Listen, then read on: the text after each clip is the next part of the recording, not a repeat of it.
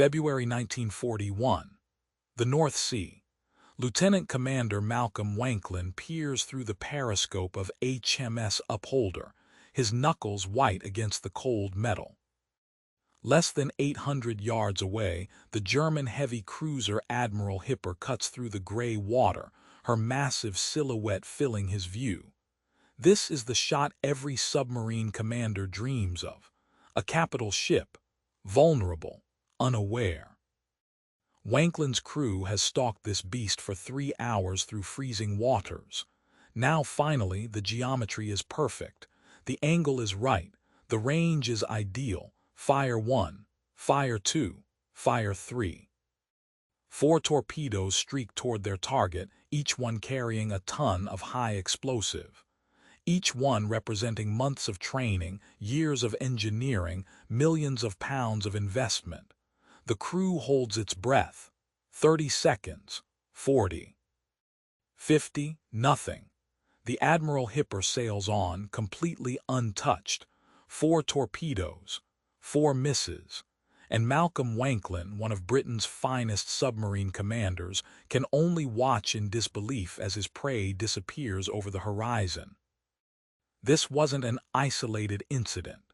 This was a crisis that threatened to lose Britain the war, and the solution would come from an unlikely team of civilians and sailors who would have to solve one of the most dangerous technical mysteries of the Second World War. By February 1941, Britain stood alone. France had fallen. The Soviet Union remained neutral under the Nazi-Soviet pact. America watched from across the Atlantic, sympathetic but uncommitted. The Battle of Britain had been won in the skies, but the Battle of the Atlantic was being lost at sea. German U-boats were sinking merchant ships faster than Britain could replace them. The island nation was slowly being strangled. Food rationing grew tighter each month. Fuel reserves dwindled. Industrial production suffered from lack of raw materials. Britain's only offensive weapon against this maritime siege was its submarine fleet. 57 operational boats prowling the North Sea, the Norwegian coast, and increasingly the Mediterranean. These submarines were supposed to be Britain's equalizer. While the Royal Navy's surface fleet couldn't risk capital ships against German air power in confined waters, submarines could slip past defenses and strike at the heart of enemy shipping. They could hunt the hunters, sink the supply ships feeding Rommel's Africa Corps, intercept the convoys supplying German forces in Norway, attack the very U-boats that were bleeding Britain dry. But there was one problem. The torpedoes didn't work. Commander Hugh Haggard stood in the operations room at Northways, the submarine headquarters in London, staring at the reports piling up on his desk. HMS Trident had fired 8 torpedoes at a German convoy off Norway. 0 hits. HMS Truant had attacked a transport ship at point-blank range. The torpedo passed directly underneath without exploding. HMS Taku had emptied her entire load of 10 torpedoes at various targets over 3 patrols. Not a single successful strike. The pattern was undeniable and terrifying. British submarines were getting into perfect firing positions. Commanders were executing textbook attacks. Crews were performing flawlessly. And the torpedoes were simply failing. Some passed beneath their targets without detonating. Others exploded prematurely, hundreds of yards short. A few ran in circles, forcing submarines to dive deep to avoid being hit by their own weapons. One torpedo had actually broached the surface and skipped across the water like a stone before sinking harmlessly. The failure rate was approaching 70%. 7 out of every 10 torpedoes fired were wasted. In a submarine force already stretched desperately thin, this was catastrophic. Each boat carried only 12 to 16 torpedoes. A single patrol might last weeks, covering thousands of miles through enemy-controlled waters. Submarines couldn't simply return to port for more ammunition. When their torpedoes were gone, they were done. And now, most of those precious weapons were useless. The Admiralty's response was initially bureaucratic denial. The torpedoes had passed all factory tests. The Mark 8 torpedo had been in service since 1927. It was a proven weapon. Surely the problem lay with the submarine crews. Perhaps they were miscalculating ranges. Maybe they were firing at incorrect angles. Some officials suggested the crews were simply nervous, firing too hastily under pressure. But the submarine commanders knew better. These weren't green recruits. These were experienced officers who had trained for years. Men like Wanklyn, who would go on to become one of the most decorated submariners of the war. They knew their craft. They knew their weapons. And they knew something was fundamentally wrong. The crisis came to a head after a series of engagements in early February. Multiple submarines reported firing at German capital ships, the most valuable targets in the entire theater, and achieving nothing. One commander reported watching through his periscope as his torpedo left a perfect wake heading straight for a German destroyer, only to pass completely underneath the hull. Another saw his torpedo strike a transport ship amidships and fail to explode. The magnetic detonators, designed to explode beneath a ship's keel and break its back, were as unreliable as the contact detonators. Britain was fighting a war with defective weapons. On February 12, 1941, the Admiralty finally acknowledged the crisis. An emergency meeting was convened at the Admiralty building in London. Present were senior naval officers, representatives from the torpedo experimental establishment, and civilian engineers from the firms that manufactured the torpedoes. The mood was grim. Vice Admiral Max Horton, commanding officer of the submarine fleet, laid out the situation with brutal clarity. The submarine force was being rendered impotent by faulty weapons. Morale was collapsing. Crews were losing faith in their equipment. Commanders were hesitating to attack, knowing their torpedoes would likely fail. Meanwhile, German U-boat production was accelerating. Every month, more submarines joined the Kriegsmarine. Every month, more merchant ships went to the bottom. If Britain's submarines couldn't fight back effectively, the Battle of the Atlantic would be lost. And if the Atlantic was lost, Britain would starve. The decision was made to assemble an emergency diagnostic team. They would have unlimited access to resources, unlimited authority to investigate, and a mandate to solve the problem by any means necessary. The team would be based at HMS Vernon, the Royal Navy's torpedo and mine school in Portsmouth, and they would have to work fast. The team that assembled at HMS Vernon in late February was an unusual mix.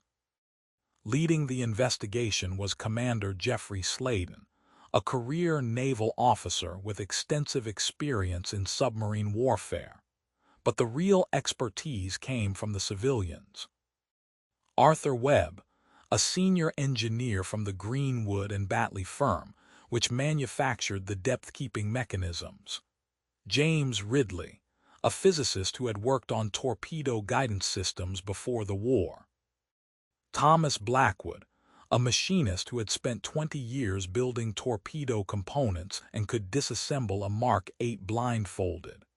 And crucially, several submarine commanders who had experienced the failures firsthand. Men who could describe exactly what they had seen, exactly what had gone wrong. The team began with the obvious questions. Were the torpedoes being maintained properly? Were submarine crews following correct firing procedures? Were the weapons being stored in appropriate conditions? The answers came back clean. Maintenance logs were impeccable. Crews were following doctrine to the letter. Storage conditions were optimal. The problem wasn't human error. It was the torpedoes themselves. The team decided they needed to conduct live firing tests under conditions as close to combat as possible. But they couldn't do this in Portsmouth Harbor. They needed space, secrecy, and deep water. They needed Scotland. In early March, the entire operation relocated to Loch Long, a deep fjord on Scotland's west coast. The location was perfect, remote enough for secrecy, deep enough to test torpedoes at combat depths. And crucially, the water conditions, temperature, and salinity closely matched the North Sea where most failures had occurred. The Royal Navy requisitioned a small fleet of support vessels.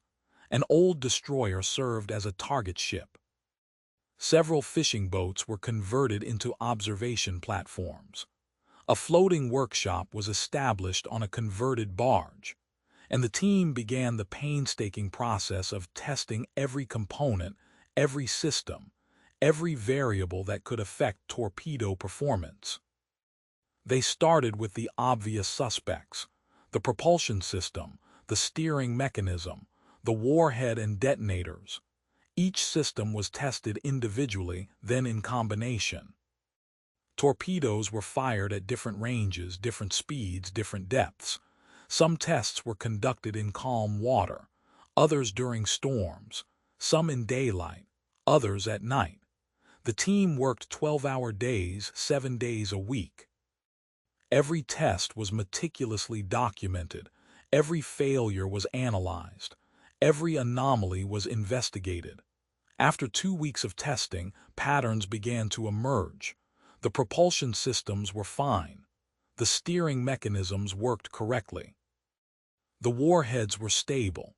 But the depth-keeping mechanisms, the hydrostatic valves that controlled how deep a torpedo ran, were behaving erratically.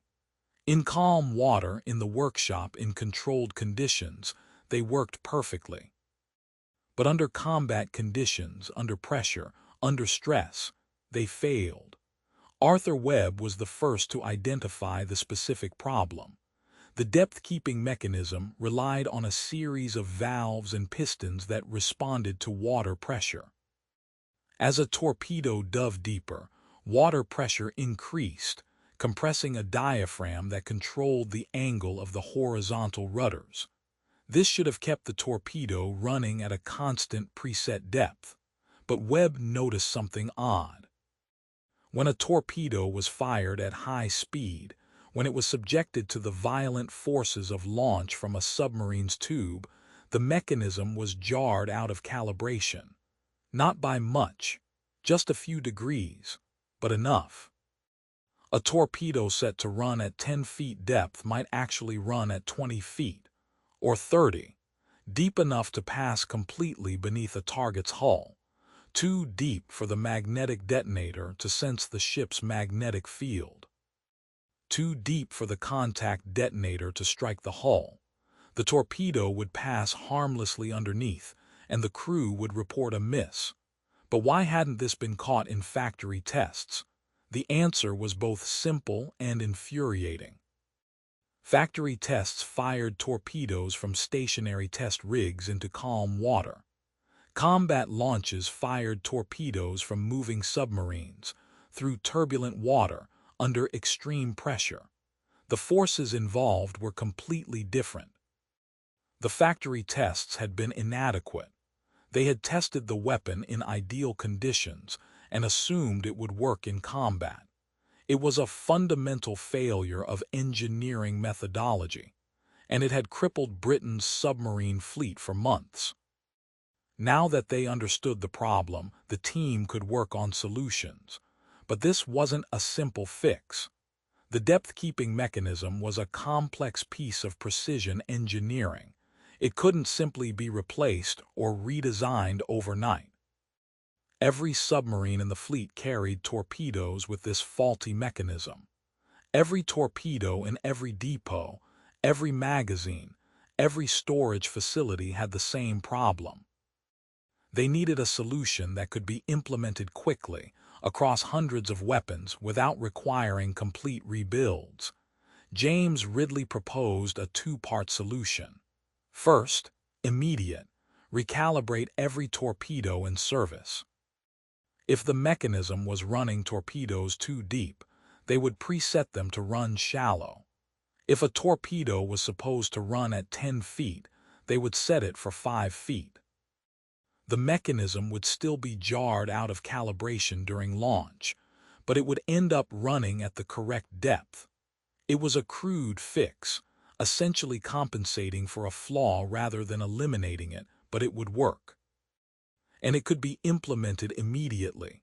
Second, long-term, redesign the depth-keeping mechanism to be more robust, strengthen the diaphragm, add shock absorption to protect the valves during launch. Reconfigure the piston assembly to be less sensitive to jarring. This would take months, but it would provide a permanent solution. The Admiralty approved both measures. Teams of engineers were dispatched to every submarine base, every depot, every facility that stored torpedoes. Working around the clock, they recalibrated thousands of weapons. Submarine commanders were briefed on the problem and the temporary fix. They were told to adjust their firing solutions accordingly, and crucially, they were told the truth. Their weapons had been faulty. The failures weren't their fault. The Admiralty had failed them. But now the problem was being fixed. By late April 1941, the recalibrated torpedoes were in service. The results were immediate and dramatic. HMS Upholder, Malcolm Wanklin's boat, sailed on patrol in the Mediterranean. On April 24th, Wanklin spotted a convoy of 3 German transports escorted by a destroyer, heading for North Africa with supplies for Rommel's Afrika Korps. He maneuvered into position and fired a spread of 4 torpedoes. 3 hits. 2 transports sank immediately. The third was crippled and later finished off by RAF bombers. Thousands of tons of fuel, ammunition, and supplies destined for the Afrika Korps went to the bottom instead. Wanklin's patrol continued.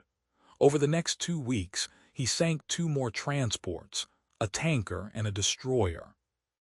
When Upholder returned to Malta, she had achieved more in one patrol than in her previous 3 combined. And Upholder wasn't alone. Across the fleet, success rates soared. HMS Urge sank 4 ships in Norwegian waters. HMS Unbeaten intercepted a German convoy in the Aegean and sent 3 vessels to the bottom. HMS Torpedoes, operating off Crete, sank a German submarine, 2 transports, and damaged a cruiser. The submarine force, which had been nearly impotent for months, was suddenly lethal again. The impact on the wider war was profound. In the Mediterranean, the interruption of Axis supply lines to North Africa directly contributed to British successes in Operation Crusader later that year. Rommel's forces, already stretched thin, found themselves critically short of fuel and ammunition at crucial moments. Tanks sat immobile for lack of petrol. Artillery fell silent for lack of shells. The Afrika Korps, which had seemed unstoppable earlier in the year, was fought to a standstill. In Norwegian waters, British submarines wreaked havoc on German coastal shipping. Iron ore shipments from Sweden, vital to German steel production, were disrupted. Convoys supplying German forces in northern Norway were decimated. The Kriegsmarine was forced to divert destroyers and escort vessels to protect shipping lanes, vessels that were desperately needed elsewhere. And perhaps most crucially, British submarines began successfully hunting German U-boats. The hunters became the hunted. Several U-boats were sunk by British submarines in 1941 and 1942, and many more were damaged or forced to abort patrols. Every U-boat sunk was one less predator stalking Allied convoys. Every U-boat damaged was weeks or months of reduced German naval capability. The long-term redesign of the depth-keeping mechanism was completed by autumn 1941. The new Mark 8 Star torpedoes featured reinforced components, improved shock absorption, and more robust calibration systems. They were more reliable, more accurate, and more lethal than anything Britain had fielded before. But the real victory wasn't just technical, it was methodological. The torpedo crisis had exposed fundamental flaws in how Britain tested and evaluated its weapons. Factory tests under ideal conditions were no longer considered sufficient. New protocols required testing under combat conditions. Weapons were subjected to stress tests, shock tests, environmental tests that simulated real warfare. The lessons learned at Loch Long in spring 1941 influenced British weapons development for the rest of the war. The team that solved the torpedo crisis received little public recognition. Their work was classified. Their names didn't appear in newspapers. Arthur Webb returned to his engineering firm. James Ridley went back to academic research. Thomas Blackwood continued building torpedo components. Commander Sladen received a quiet commendation and moved on to other projects. But the submarine commanders knew. The crews knew. Every man who went to sea in a British submarine after April 1941 owed his effectiveness, and possibly his life, to those engineers working in a Scottish loch. Malcolm Wanklyn continued his extraordinary career. By the time he was killed in action in 1942, he had sunk or damaged over 150,000 tons of enemy shipping. He was awarded the Victoria Cross, Britain's highest military decoration. But his first successful patrol, the one in April 1941 that marked the turning point, was only possible because a team of engineers had solved a problem that the Admiralty had initially refused to acknowledge. The torpedo crisis of early 1941 remains one of the lesser-known technical dramas of the Second World War, but its resolution was as crucial as any battle. Britain's submarine force, armed with working weapons, became a decisive factor in the Mediterranean, the North Sea, and the Atlantic. The engineers at HMS Vernon and Loch Long didn't win battles themselves, but they gave Britain's submariners the tools to win battles. And in a war where every advantage mattered, where every ton of enemy shipping sunk brought victory a little closer, that made all the difference. The gray waters of the North Sea still roll over the spots where those first faulty torpedoes missed their marks. But they also roll over the wrecks of dozens of Axis ships, sent to the bottom by British submarines firing torpedoes that finally, reliably, worked.